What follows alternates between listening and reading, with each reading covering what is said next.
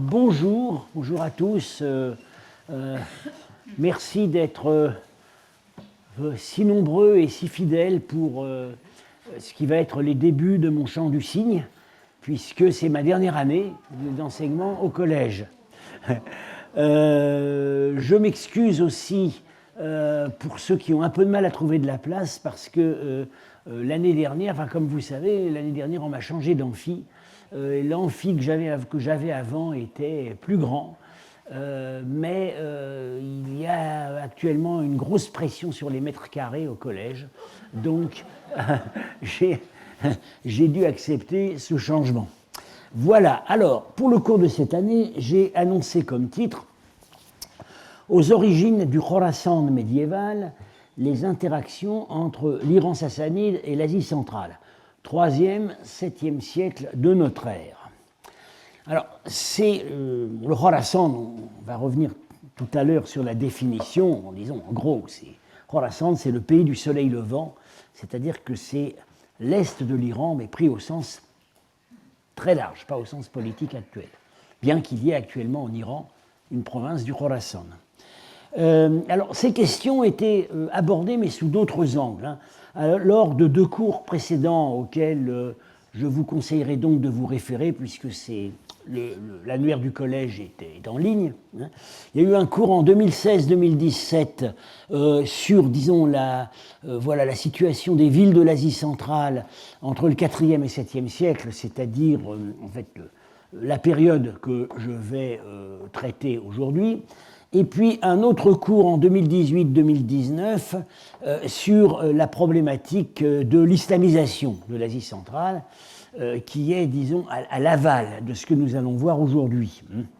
Alors, cette année, on concentrera l'attention plus spécifiquement sur la composante sassanide, l'action, l'empire sassanide, donc le grand empire qui était à l'ouest de l'Asie centrale, l'action militaire, politique et culturelle de cet empire qui, pendant toute sa durée, a été l'horizon le plus direct et le plus pesant de l'histoire de l'Asie centrale.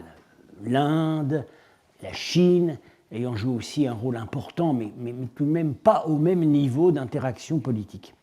Le choix que j'ai fait de ce sujet pour cette année est en liaison avec la venue en mai, sur invitation donc, du collège, du professeur Touraj Daryai, éminent représentant de l'école historique irano-américaine, on pourrait même plutôt dire irano-californienne, qui viendra donner plusieurs cours justement sur l'Iran sassanide. Alors, j'ai pensé que ça se combinerait bien. Alors, sur la question donc, que j'aborde, il faut tout de suite dire que la documentation et les problématiques ont beaucoup évolué très récemment et sont même en train d'évoluer. J'ai un peu de mal à suivre ce qui paraît jour après jour. Alors, pour ce premier cours, on va se positionner sur un belvédère tardif, c'est-à-dire en gros les 9e et 11e siècles, c'est-à-dire que l'apogée des processus d'hybridation culturelle irano-centra-asiatique qui ont commencé bien avant et que nous examinerons cette année. Le point d'arrivée. D'abord, qu'est-ce que le Khorassan ? Voilà. Du point de vue administratif, c'est l'une des 4 grandes divisions administratives qui ont été instituées en Iran au VIe siècle, sous le règne de Khosrow Ier. Donc, vous avez ici les 4 grandes régions. Kust-e-Khorassan, la région du Khorassan, donc le soleil levant. Alors, vous voyez tout de suite que ça englobe une partie de l'Iran actuel, une partie de l'Afghanistan et une partie de 3 républiques ex-soviétiques, le Turkménistan, ici, l'Ouzbékistan et aussi le Tadjikistan. Au sud du Khorassan se trouve la région, la région, la division Nemroz du Midi. Voilà, avec notamment, qui tourne beaucoup autour de la grande région historique du Sistan. Au sud, alors pourquoi est-ce qu'elle a écrit Kustinemroz, en fait, oui, en fait, Kustinemroz a parfois débordé très très loin jusqu'à l'ouest et jusqu'à la zone, la région de la capitale, Ctésiphon. Ensuite, non, pas jusqu'à Ctésiphon quand même, jusqu'au Fars, centre historique de l'Empire sassanide, point de départ historique de l'Empire sassanide. Et puis se trouve au nord-ouest deux autres grandes régions, le côté Huarofran du couchant, c'est-à-dire ça commence en fait avec la capitale Ctésiphon et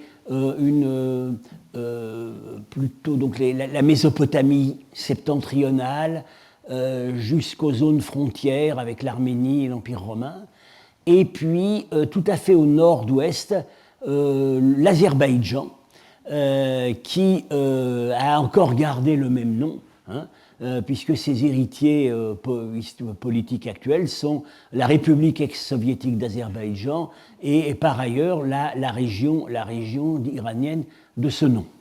Donc voilà, le Khorasan se positionne ici et vous voyez tout de suite qu'il a des frontières naturelles assez bien marquées, puisque on a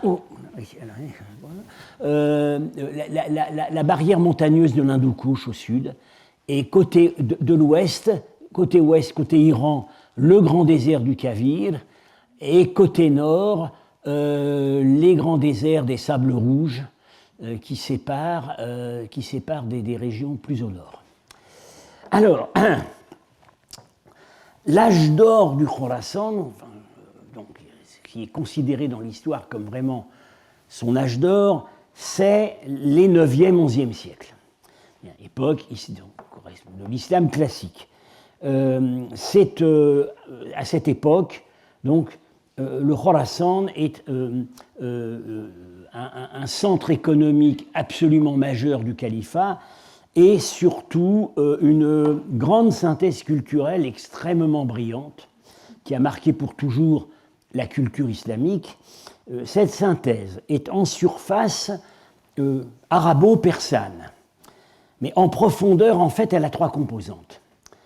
2 composantes étrangères, la composante arabe, qui a apporté l'islam, et la composante iranienne occidentale.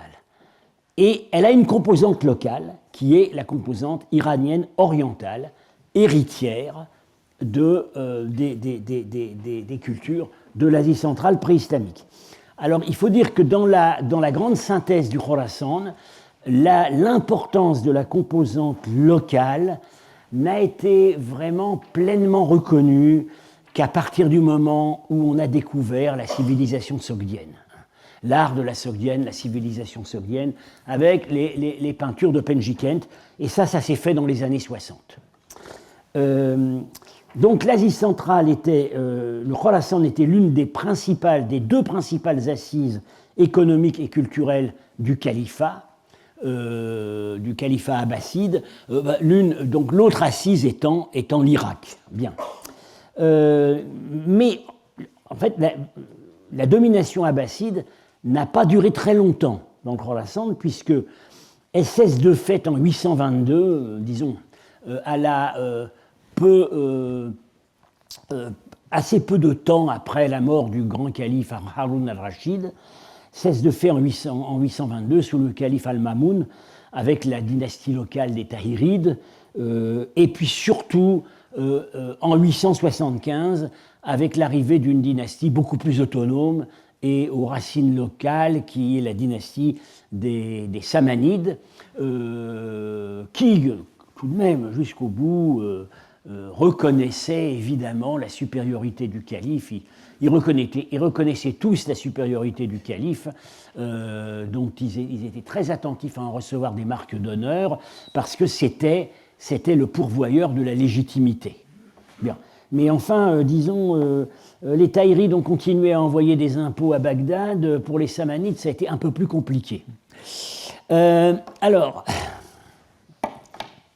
brièvement, j'ai récapitulé ici la chronologie politique. Donc voilà, 750-819. L'Asie centrale est administrée depuis Merv par les gouverneurs du calife abbasside de Bagdad. 750, début de la dynastie abbasside. 819-999, des dynasties de gouverneurs issus de la noblesse locale islamisée s'émancipent, tout en reconnaissant formellement l'autorité du calife. Les Tahirides, les Samanides, capitale à Boukhara à partir de 874. Grand essor économique et culturel, résurrection de la langue persane. Alors, on va en parler évidemment beaucoup plus en détail. 999-1157, troisième phase, l'émergence des premières dynasties turques musulmanes,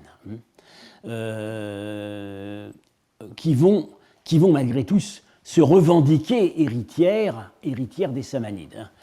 En Transoxiane, nouveau nom de la Sogdiane, et au-delà vers l'est, les Karakhanides, Samarcande devient une de leurs principales capitales. Du côté plus à l'ouest, du côté de Merv, donc à partir de 1040, les Seldjoukides, qui vont jouer un rôle à l'échelle de l'Iran, généralement compris, plus important que les Karakhanides, puisqu'ils vont le conquérir. Progressivement l'Iran, la Syrie, l'Anatolie, et puis donc l'adversaire qu'affronteront les croisés, au départ, ce sont les Seldjoukides. Dans la partie orientale de leur empire, leur grand homme est le sultan Sanjar, qui rebâtit une nouvelle Merv centrée sur son mausolée. Bon, à la fin de son règne, ça se passe pas, oui, les Turcs oghouze font retomber le pays central des Seldjoukides, c'est-à-dire dans l'actuel Turkménistan, dans le nomadisme. Et puis alors, troisième cas de figure, au Khorezm, donc loin au nord, on était souvent amené à parler du Khorezm dans mes cours des années précédentes, pays au sud de la mer d'Aral, les gouverneurs des Seldjoukides s'émancipent et s'étendent. C'est la dynastie des Khoremshahs, en bénéficiant de la réorientation de la route de la soie en direction des steppes russes, j'avais ajouté déjà. Bien. Voilà, alors, expression cartographique, ce sont des cartes un peu compliquées mais excellentes, très très bien documentées. C'est issu du meilleur atlas historique existant sur l'Asie centrale, qui est l'atlas de Yuri Bregel. C'est un travail absolument remarquable. Donc vous voyez, milieu du 8e siècle, donc arrivée des califes de Bagdad, jusqu'à la fin du 9e, arrivée des Samanides. Le Khorasan est ici. Califat abbasside, de plus en plus théorique. Mais en réalité, voilà, émergence des Samanides. Voilà, alors ça pousse dans toutes les directions, y compris théoriquement au Khorezm. Mais côté de l'Est, l'expansion est à ce moment-là bloquée, disons, au nord du Pendjab, et puis également vers la Chine. C'est bloqué en fait à partir de la zone de Tachkent et du Fergana, et ça ne bougera plus. Alors, deuxième carte pour montrer comment les choses évoluent, Xe siècle, Samanides, Karakhanides, etc. Donc l'émergence de la nouvelle dynastie, des premières dynasties turques musulmanes, les Karakhanides, dont on disait qu'ils étaient culturellement beaucoup moins brillants que les autres. Ils sont un peu décrits comme des ploucs dans les sources, mais les sources qu'on a sur eux proviennent presque exclusivement de leurs adversaires. En réalité, l'archéologie est en train de montrer qu'ils n'avaient pas à rougir de leurs activités culturelles. Voilà, il démarre en fait du côté de l'actuel Xinjiang, enfin du côté de Kashgar, et puis peu à peu, vous voyez, là, hop, ils s'étendent, ils attrapent Samarcande, Boukhara, ils éliminent les Samanides, mais à ce moment-là, commencent à émerger d'autres pouvoirs à l'ouest. Et puis alors, dernière carte, début XIe siècle, alors voilà, l'une des grandes, que je n'ai pas mentionné dans ma chronologie précédente parce qu'elle était centrée plus au nord, un des grands empires héritiers, c'est les Ghaznévides, beaucoup centrés en fait sur l'Afghanistan actuel, et ils attrapent le Khorasan, et puis les Seldjoukides commencent à apparaître au nord et vont les éliminer. Ben, vous voyez donc, dans le détail, quand on va voir c'est d'une extraordinaire complication. Mais ces cartes sont le reflet d'une réalité politique qui était très mouvante. Alors, la prise en compte du facteur local, la vraie prise en compte du facteur local dans la brillante civilisation du Khorasan médiéval s'est faite progressivement. Les premiers à l'avoir mis en valeur, c'est les Russes. On a la synthèse absolument extraordinaire pour son époque de Barthold en 1907, le Turkestan jusqu'à l'invasion mongole. Il a écrit avant qu'on redécouvre la civilisation sogdienne, la civilisation du Khwarezm, etc. Mais il y accédait uniquement par des sources islamiques ultérieures et puis des sources chinoises, mais il avait quand même globalement compris l'importance de cet héritage. Mais la vraie première prise en compte de l'apport de la science soviétique à la redécouverte en Occident, la vraie prise en compte de l'apport de la science soviétique à la redécouverte de la composante Asie centrale dans la civilisation persane médiévale, c'est le livre de Richard Fry, The Golden Age of Persia, paru en 1975. Alors, je traduis un tout petit extrait qui résume très très bien sa pensée, que je traduis. Donc, la culture néo-persane fut une fusion du neuf et du vieux, mais dans un cadre islamique. Cette nouvelle culture est venue de l'Est et elle a tout balayé devant elle. À mon avis, c'est l'histoire de la véritable émergence de l'Iran moderne. Et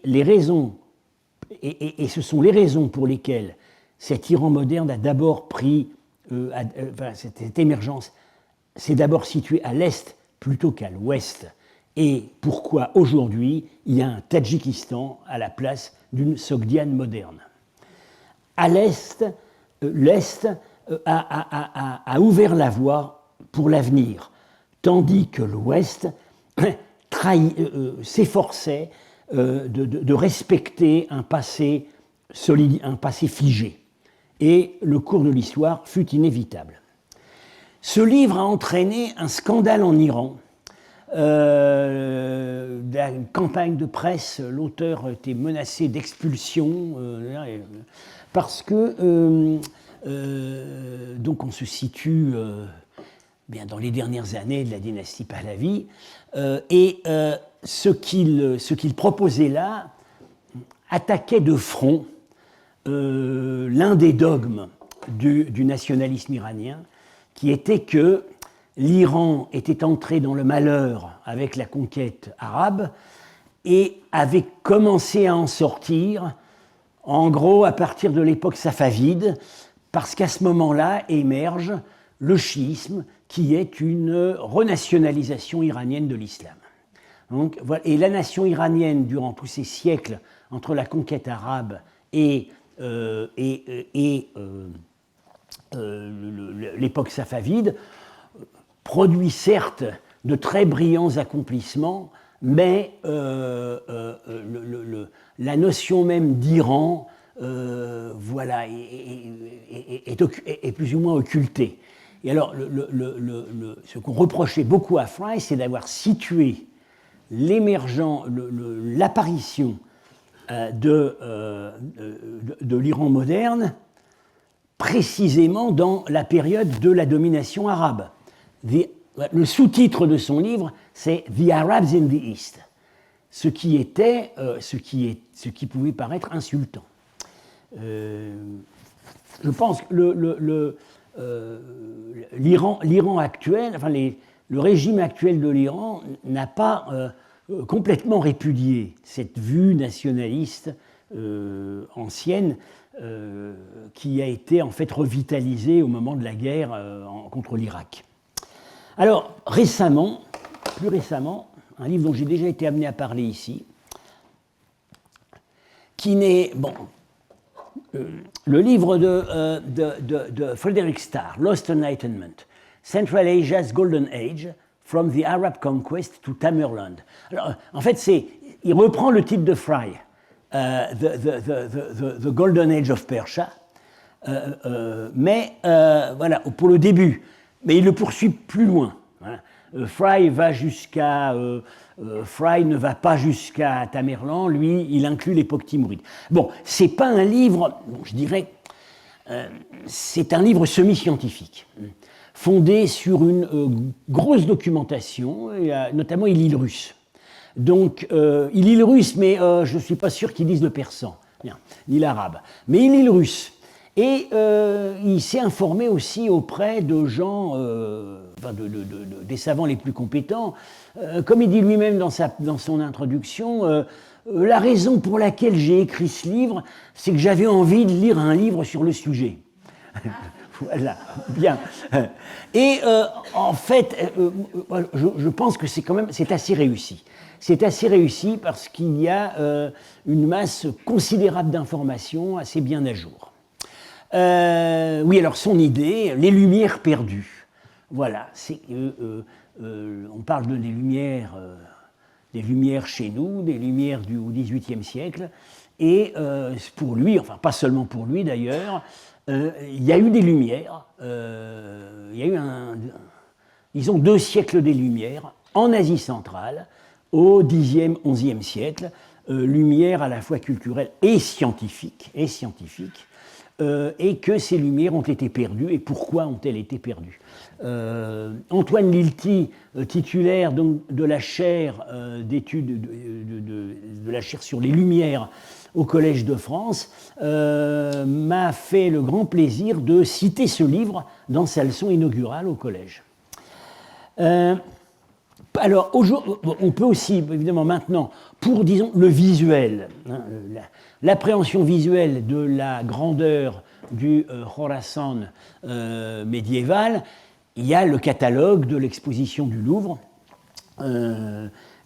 qui s'est tenue il y a 2 ans, avec beaucoup plus des photos, où on reproduit beaucoup plus d'objets qui n'en a été exposés à l'exposition, avec des notices, disons, plus fouillées que ce qu'on trouve d'habitude dans ce genre de catalogue d'exposition internationale. Et donc, ce catalogue donne très bien à voir ce qui se passe à Samarcande, ce qui se passe à Boukhara, mais il y a eu aussi, bien sûr, d'autres cités, d'autres phares culturels, d'autres villes importantes, mais non inclus dans le catalogue parce qu'elles sont en dehors de l'Ouzbékistan, hein, par ordre d'émergence. Ça, c'est mon cours d'il y a quelques années où j'ai gribouillé pour essayer de montrer les prises de relais successives des grands centres scientifiques. On a eu donc évidemment Samarcande et Boukhara, au Xe siècle samanide, mais c'était précédé par une cristallisation culturelle importante à Merv, on va revenir là-dessus, à Balkh, en Bactriane. Au Xe siècle, on a aussi Nishapur, qui n'est pas à proprement parler, ne fait pas à proprement parler de l'Asie centrale, mais faisait partie du Khorasan. Et en fait, Nishapur, pendant plus de 2-3 siècles, sous les Tahirides et les Samanides, fait partie du même continuum culturel que Samarcande et Boukhara.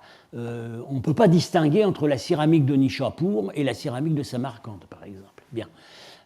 Voilà. Alors, quelles sont les principales caractéristiques de cet âge d'or? Bon, je vais en énumérer 4. La prospérité économique, la fécondité scientifique, la créativité monumentale et artistique et le problème identitaire. Alors, prospérité économique, on a à cette époque une apogée de l'agriculture irriguée.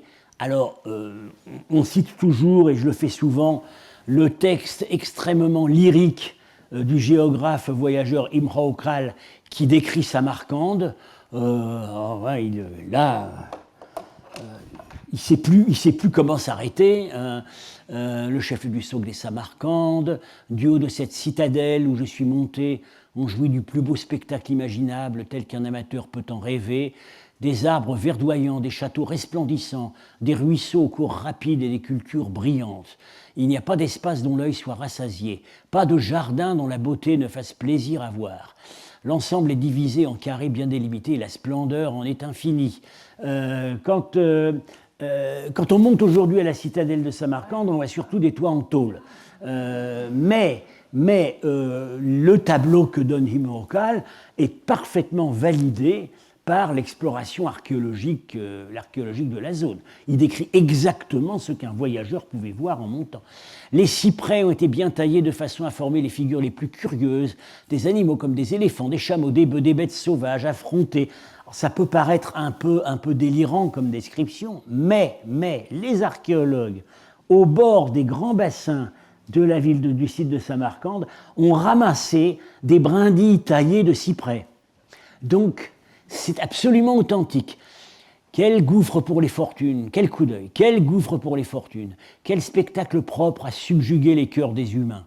Ajoutons les cours d'eau rapides, les étangs, etc. D'exquis lieux de repos, des pavillons, des belvédères. Ce sont des demeures magnifiques, de superbes salons de réunion qui témoignent de la hauteur de vue des princes d'autrefois. Quel prince a-t-il en vue? Peut-être les princes d'avant l'islam. Mais ça peut être aussi l'aristocratie samanide, hein, puisqu'il écrit à un moment. Il écrit en fait, non, quand il écrit, les Samanides sont encore là. Les habitants sont doués de belle qualité. Les fortunes ont diminué parce qu'ils sont très dépensiers. Bon. Point de concentration des esclaves. Les meilleurs esclaves sont ceux qui ont reçu leurs éducations à Samarcande.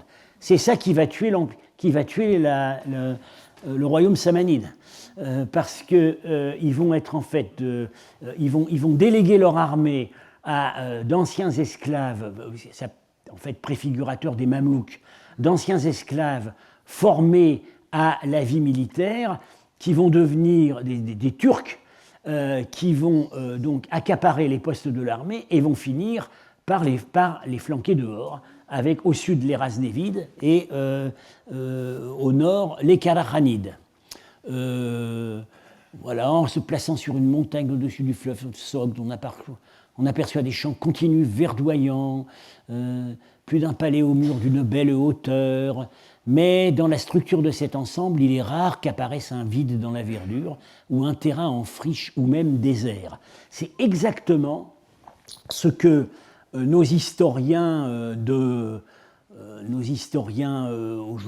XIIIe siècle ou du XVIIIe siècle, chez nous, appellent le monde plein. C'est un concept de l'école historique française qui a été proposé pour ces siècles, et c'est exactement ça, c'est le monde plein, c'est-à-dire qu'il n'y a pas un coin qui ne soit exploité. Bien. Alors, à côté de l'agriculture irriguée, une assise économique très importante était le commerce à longue distance. Alors, oui, la route de la soie, qu'est-elle devenue? c'est plus tout à fait les beaux jours d'autrefois, parce que la Chine a eu tendance à se fermer à partir de la fin du 8e siècle, et le grand commerce est en fait réorienté plutôt vers l'ouest, c'est-à-dire le cœur du califat, et vers le nord, hein, par le Khwarezm.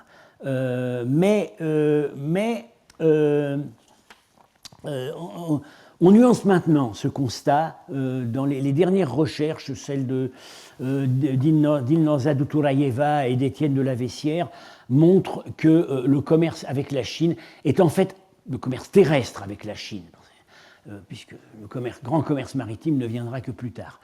Le commerce terrestre avec la Chine est resté plus actif qu'on ne l'avait dit. Alors, certains secteurs de l'artisanat innovent puissamment, et ça fait partie des premières choses qu'on remarque dans les musées. La magnifique céramique à glaçure qui n'existait pas à l'époque préislamique. La céramique beaucoup de choses sont très belles à l'époque préislamique, mais la céramique, elle est vraiment moche.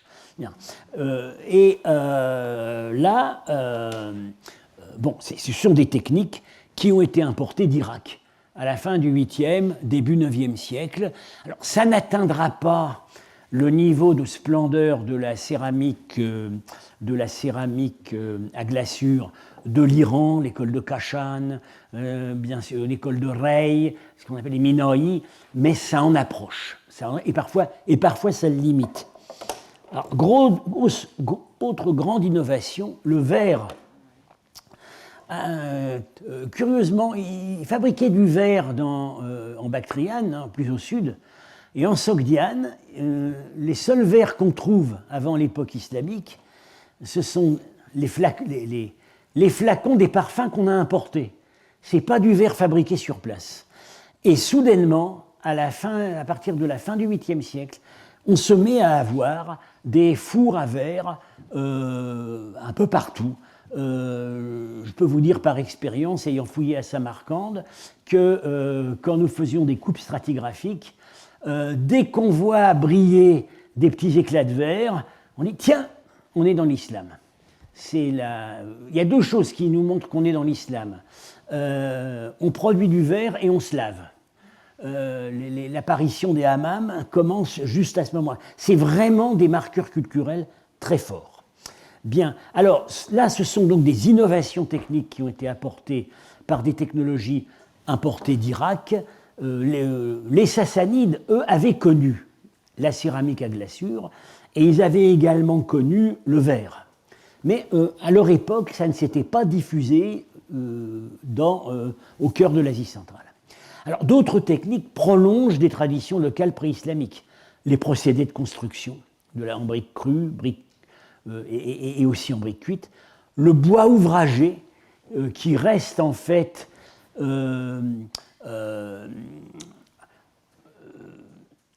qui reste très traditionnel et jusqu'à pratiquement l'artisanat contemporain.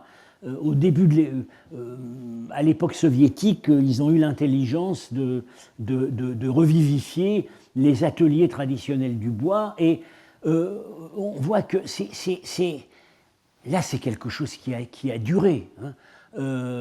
Quand vous visitez la grande mosquée de Riva, dans son état actuel du XVIIe siècle, vous avez des colonnes qui viennent probablement d'un palais préislamique à côté de colonnes fabriquées sur place au XVIIe siècle. C'est resté un art absolument magnifique du bois sculpté, avec des portes, des mihrabs.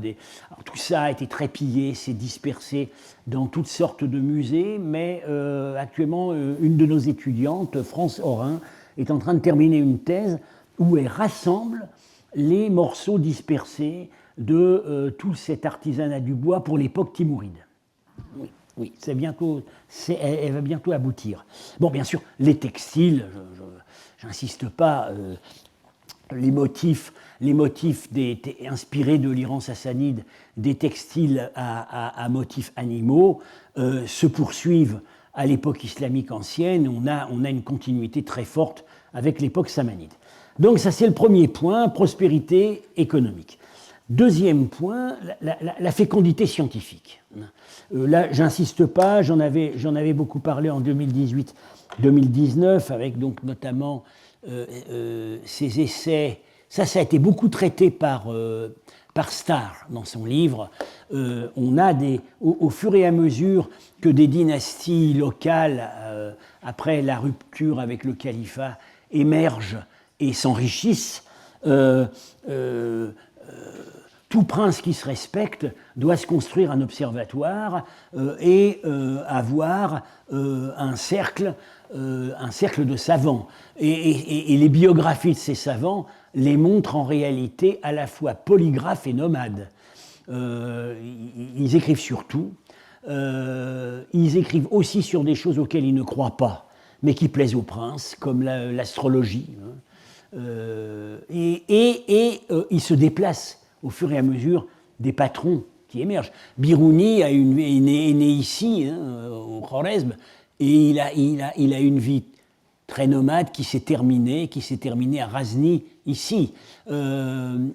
Avicenne, d'une famille de Balkh, naît à Boukhara et finit par aller en Iran. Cette fécondité scientifique a récupéré est en partie sans doute appuyé sur un niveau qui devait déjà être assez bon à l'époque pré-islamique, puisque, par exemple, on pense maintenant que la trigonométrie a commencé à se développer avec l'irrigation.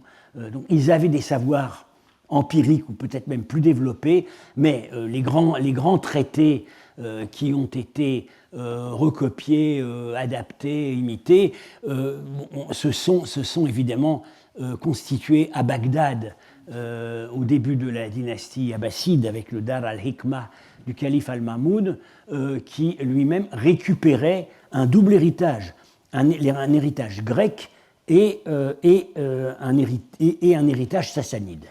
Héritage grec filtré aussi par les savants syriaques. Alors, troisième point, la créativité monumentale et artistique.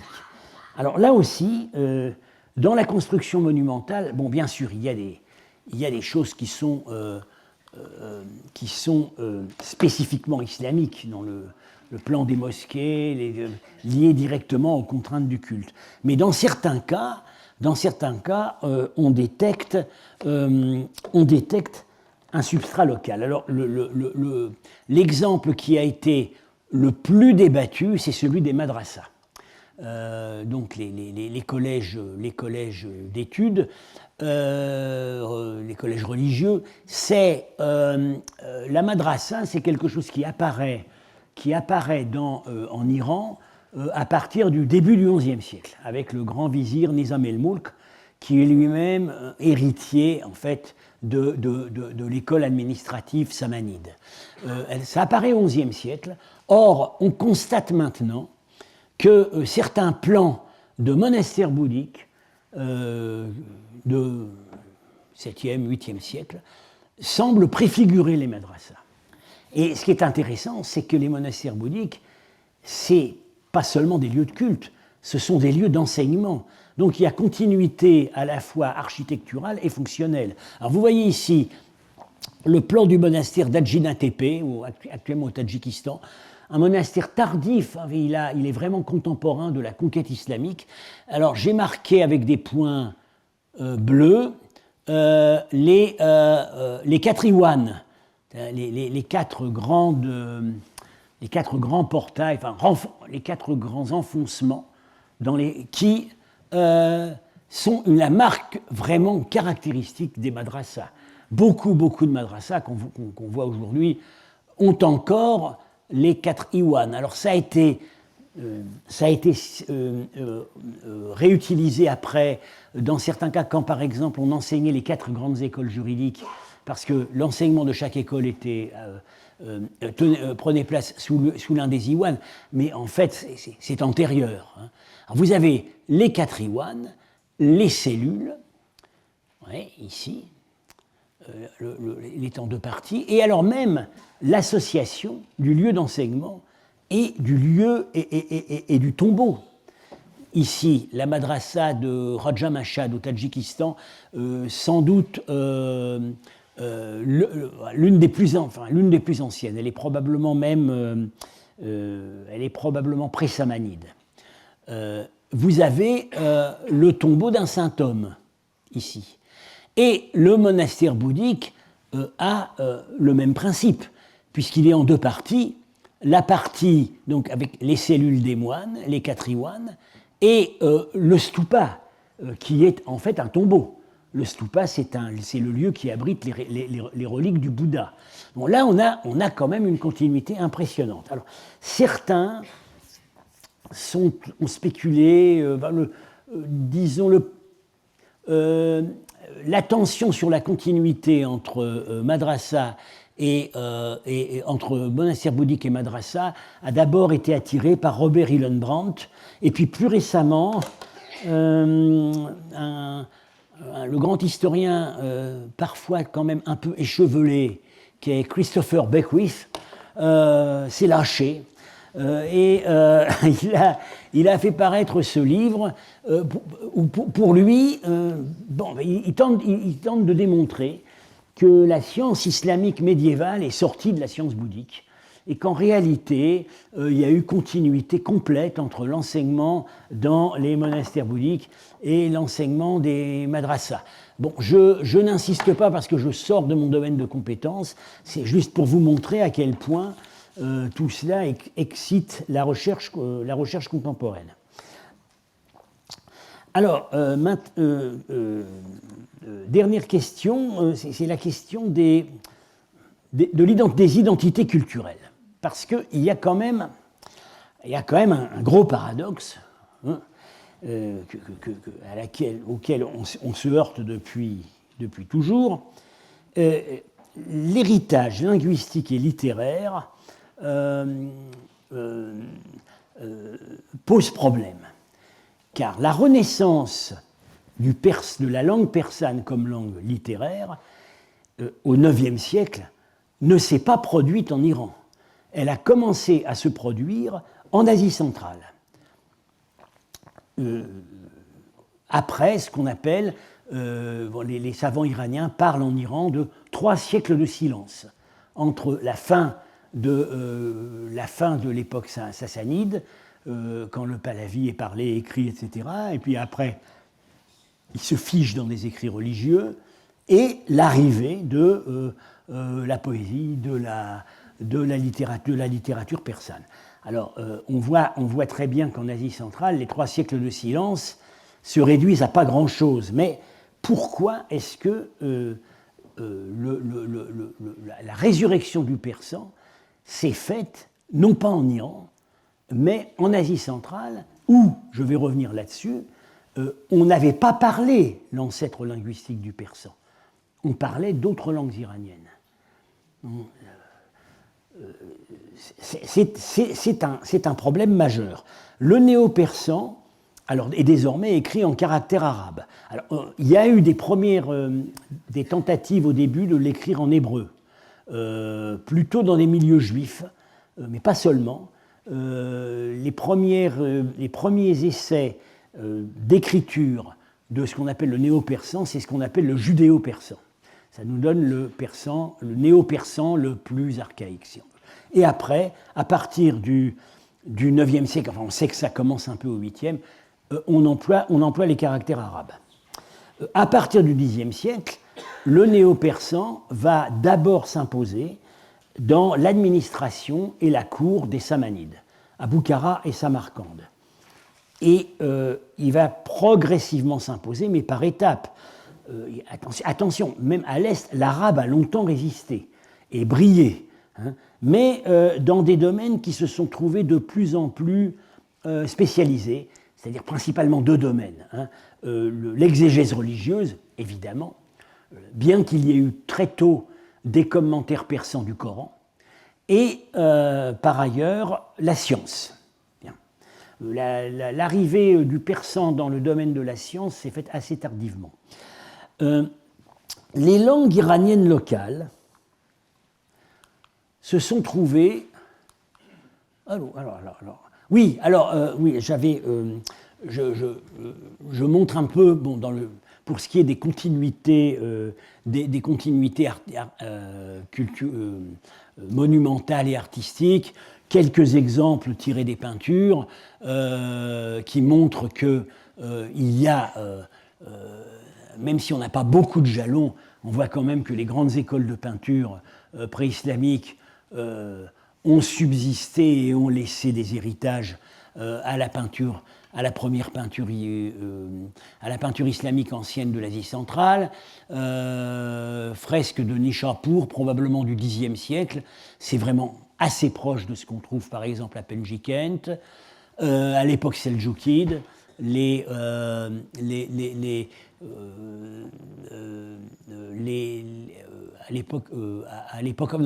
l'époque ghaznévide, plus au sud en Afghanistan, les peintures de l'Ashkari Bazar avec les rangées de pages. Et pour finir, là encore, on manque de jalons, mais on voit très bien qu'il y a une continuité. Samarcande vers 1200, ce que notre mission a trouvé, les extraordinaires peintures des pavillons, des pavillons princiers karakanides. Voilà, le roi, l'émir trônant, tenant une flèche, et c'est très proche de ce qu'on a dans des miniatures produites en Irak à la même époque. Alors, revenons à la question des langues. C'est une tentative de cartographie qui ne me satisfait pas personnellement complètement, mais des langues pré-islamiques de l'Asie centrale. Donc, plusieurs sont des langues iraniennes. Le bactrien, parlé donc en bactriane, principalement nord de l'Afghanistan actuel. Le sogdien, donc c'est une des zones d'extension.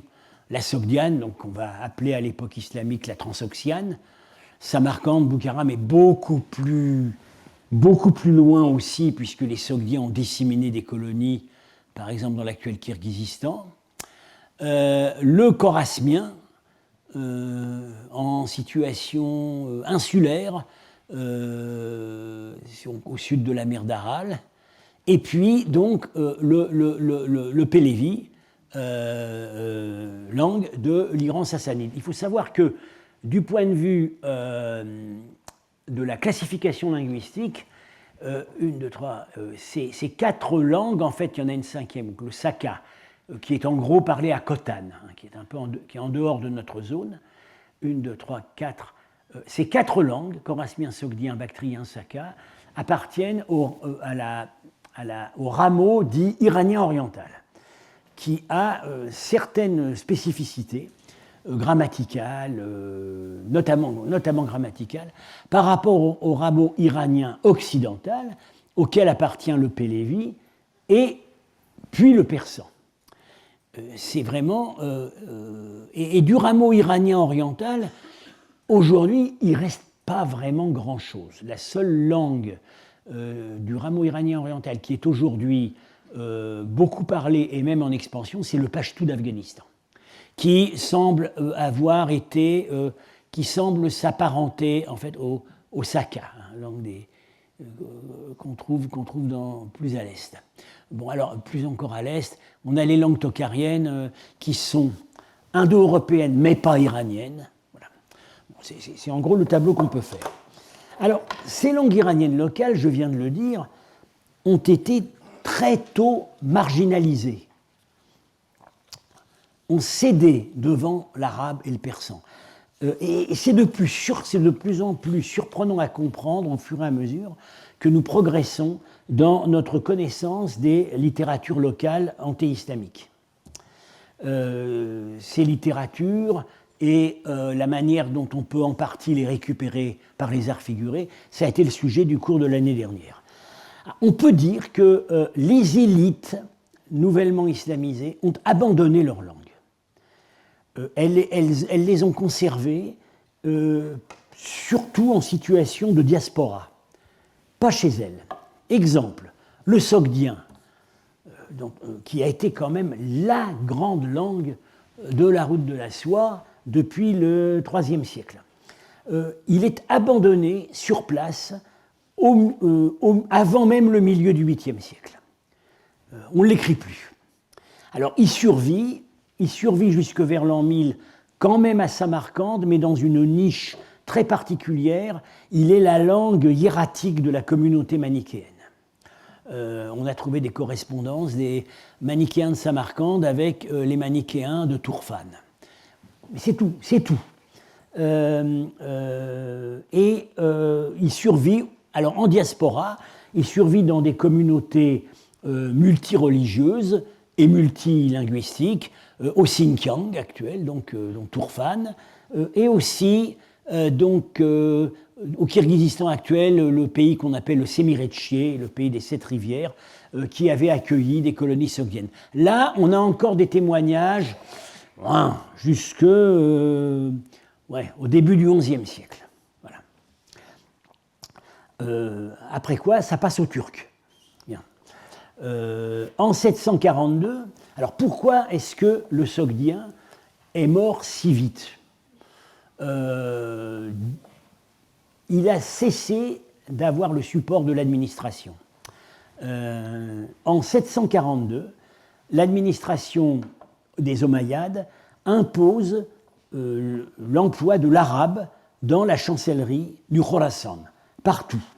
Ce qui a fait disparaître la niche sociale qu'avaient conservé les scribes sogdiens, et qu'ils avaient très bien conservé, puisque on voit très bien les documents du Mont Mough des années 720 montrent que la langue n'est pas du tout en train de dégénérer, que les procédés stylistiques, les procédés de chancellerie restent les mêmes, etc.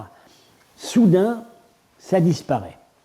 Alors, le bactrien, lui, il a vivoté un peu plus de temps dans l'usage officiel au sud, dans des petits royaumes enclavés dont on a retrouvé les archives. Robe et Juzjan, dont je vais être amené à parler plus tard. Là, il dure jusqu'en 757, c'est-à-dire à peu près 15 ans de plus qu'à Samarcande, que le Sogdien à Samarcande, après quoi la documentation passe soudainement à l'arabe. À Balkh, le bactrien a sans doute disparu encore plus tôt, mais Balkh est une ville de garnison arabe depuis 709. À un moment, ils sont passés au Pélévi, emprunté à l'Iran, et puis soudainement, ça passe à l'arabe. Alors, c'est un phénomène assez surprenant et spectaculaire. On voit par exemple dans des documents plus tardifs, récemment publiés, en train d'être publiés, les documents administratifs et comptables de Bamiyan.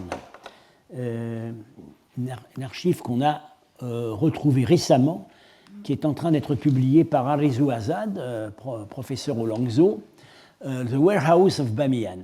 Un extraordinaire lot d'archives en arabe et en persan. Et puis ça a été précédé par certaines archives en hébreu, puisqu'une partie de ces communautés descendait en fait de communautés juives. C'est le milieu des gros propriétaires, paysans et de commerçants, administrateurs de la région de Bamiyan. On pourrait penser quand même que là, et ces documents datent du XIIe, début XIIIe siècle. On pourrait se dire que là, il y a quand même eu un héritage de la langue bactrienne. Ben, apparemment, pas du tout. Pas du tout. Il n'y a pas de trait linguistique hérité du bactrien. J'en ai cherché, j'en ai pas trouvé. Peut-être on va en trouver. Et il y a certaines continuités dans les formules de chancellerie, mais pas du tout dans la langue. Bon. Alors, il y a une exception, il y a un endroit où la langue écrite a tenu, c'est le Khorezm. Mais évidemment, le Khorezm est en situation d'isolement. Hein. C'est pas par hasard, le Khorezm est le seul des pays qui a gardé sa langue écrite, et comme par hasard, c'est aussi le seul pays où la dynastie locale pré-islamique a réussi à se maintenir jusqu'au XIe siècle, alors qu'il n'y en a plus ailleurs. Hein. Donc c'est très conservateur. Mais au Khorezm, où est-ce que la langue a résisté, ce n'est pas dans de la littérature écrite, c'est dans des manuels juridiques à l'usage des cadis. C'est-à-dire que ce sont des gloses.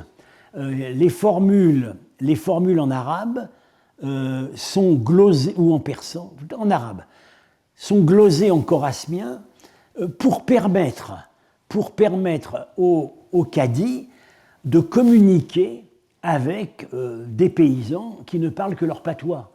Et il fallait bien que si la justice devait être rendue, il fallait qu'il y ait une relative maîtrise de la langue locale par les cadis. Alors là, oui, ça a subsisté un peu. Alors, les langues parlées, j'ai parlé des langues écrites. Les langues parlées ont survécu marginalement jusqu'à des dates difficiles à déterminer. On pense maintenant que le sogdien restait parlé dans les campagnes à l'ouest de Boukhara, peut-être jusqu'au XVIe siècle. On a quelques témoignages là-dessus. Mais d'une manière générale, les intellectuels locaux, même de souche locale, ne vont pas s'intéresser à la langue de leurs ancêtres. Et ou plutôt, ils vont lui prêter un intérêt folklorique. Alors je prends deux exemples. Le grand philosophe Al-Farabi, grand commentateur d'Aristote, originellement, c'était un sogdien. Il semble qu'il se soit intéressé à la musique sogdienne, mais pas du tout à la langue. Pas du tout à la langue. Il mentionne la langue sogdienne, mais comme ça. Biruni, au Khorezm. Biruni, lui, il devait connaître un peu la langue chorasmienne. Il en parle, mais il s'est intéressé aux antiquités de son pays. Il a écrit une histoire du Khorezm qui est perdue, mais on n'a pas connaissance qu'il ait écrit quoi que ce soit en chorasmien. Il a noté le calendrier de son pays en chorasmien, la liste des fêtes, de manière assez estropiée. Mais il ne semble pas... D'ailleurs, il le dit quelque part. Il dit le chorasmien, oui, ça va bien pour parler au bazar, mais sinon, si on veut... le persan, c'est bien joli, mais enfin, si on veut penser, il faut passer à l'arabe. Bien. Au Xe siècle, le géographe Muqaddasi, très intéressant, à propos de Samarcande, il signale une curiosité folklorique. Il y a un moullah qui connaît encore le sogdien. Au Xe siècle. Samarcande, capitale de la culture sogdienne 2 siècles avant. C'est quand même une rupture assez considérable. Et on voit par exemple qu'il y a eu peu de passages. Il y a eu peu, dans le persan moderne, il y a en fait peu d'emprunts linguistiques est-iraniens. On avait pensé, Henning avait identifié 25 à 40 mots sogdiens, c'est pas beaucoup, hein, supposés du sogdien de Boukhara, parce que c'est pas tout à fait le sogdien qu'on connaît. Ben maintenant, on sait que c'était surtout du bactrien. 25 à 40 mots, c'est tout de même très peu. Donc, voilà, le vainqueur va être une langue qui a été au départ extérieure à la zone, donc le persan, sous sa variante néo-persane. Le vainqueur est en train lui-même d'être vaincu, hein, parce que depuis le XVIe siècle, le persan perd graduellement du terrain devant les langues turciques. Il n'est plus langue officielle qu'au Tadjikistan. Il reste beaucoup parlé il reste parlé à Boukhara, il reste parlé à Samarcande, mais disons dans une situation défensive, puisque ce n'est pas du tout encouragé par les autorités. Alors, où s'est préparée cette victoire surprenante du persan de l'Ouest? Eh bien, on va en parler au cours suivant. Je vous remercie.